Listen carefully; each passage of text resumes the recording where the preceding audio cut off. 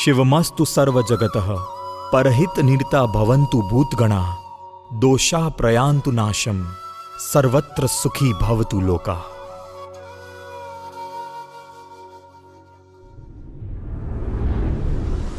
India को no no no, Bharat को हां हां हां। अंग्रेजों को देश में से निकालने के लिए क्विट इंडिया कहा था। अब अंग्रेजों के दिए हुए नाम को कहे हर एक देशवासी, क्विट इंडिया, क्विट इंडियन। क्या 15 अगस्त अपने लिए स्वतंत्रता दिन है? अगर हम हमारे देश को इंडिया और हमारे देशवासियों को इंडियन कहते हैं तो सोचना पड़ेगा कि हम आजाद नहीं हैं, बल्कि गुलाम है।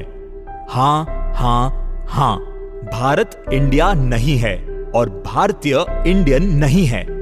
भारत और भारतीयों का पर्यायवाची कभी भी इंडिया और इंडियन था नहीं, है नहीं और रहेगा नहीं।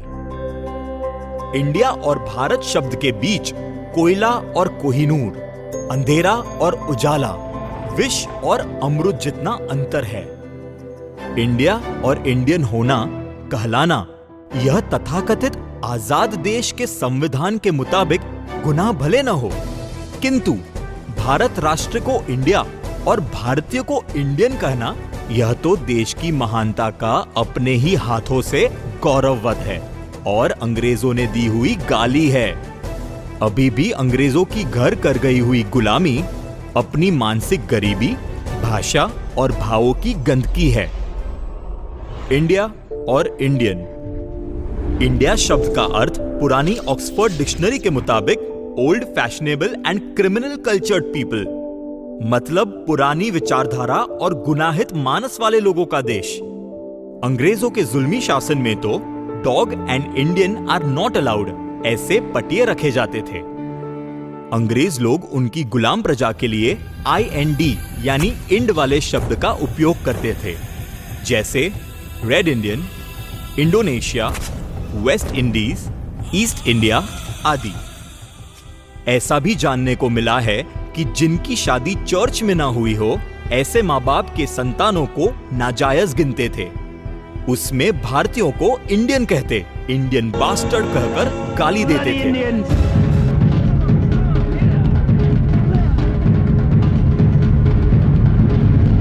कुछ भी हो, कदाचित इसमें तथ्य है ही।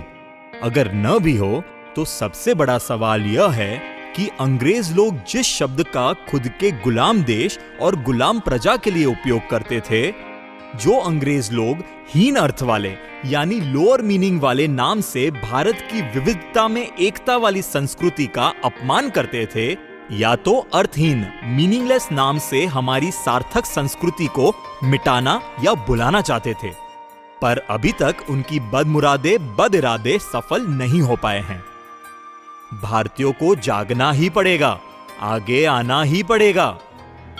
अब जिस अपशब्द से हमारे अपमान का अपराध अंग्रेज लोग करते रहे, ऐसा शब्द, देश का नाम, संविधान मान्य कैसे? गाली को गीत समझकर गौरव से गाना, यह तो मूर्खता और कायरता दोनों है। दुनिया के कोई भी देश के ऐसे दो कानूनन नाम नहीं है। इंडिया शब्द कौन से महान धर्मनायक या राष्ट्रनायक ने दिया? इंडिया शब्द का कोई गौरवपूर्ण इतिहास है क्या? इंडिया शब्द का कोई भारतीय साहित्य या स्थापत्य में उल्लेख है क्या? अगर नहीं है तो फिर भारत जैसे पवित्र शब्द और मंत्र को छोड़ना यह गुलामी है या कुछ और? अंग्रेजों की ऐसी गुड़ और गुप्त गुलामी का अपना देश और देशतंत्र शिकार है। मालूम नहीं कब आजाद होंगे हम। भारत शब्द का खुद का अपना अर्थ है।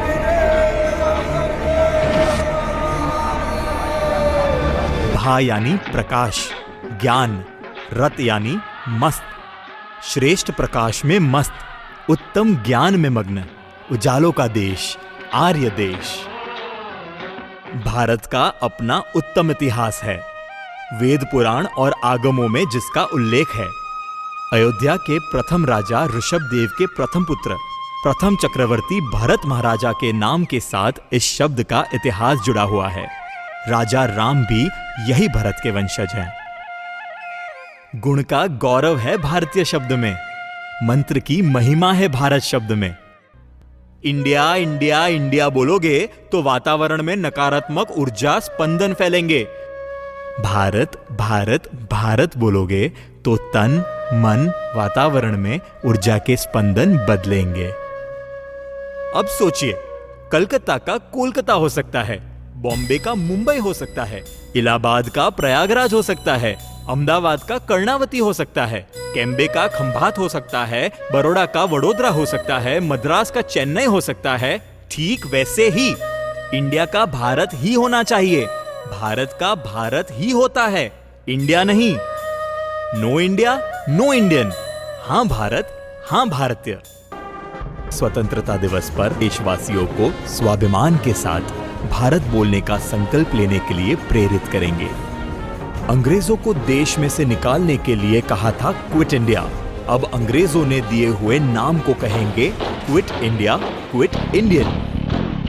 राष्ट्र रक्षा समम पुण्यम, राष्ट्र रक्षा समम व्रतम, राष्ट्र रक्षा समम यज्ञो, द्रष्टो नैवच नैवच।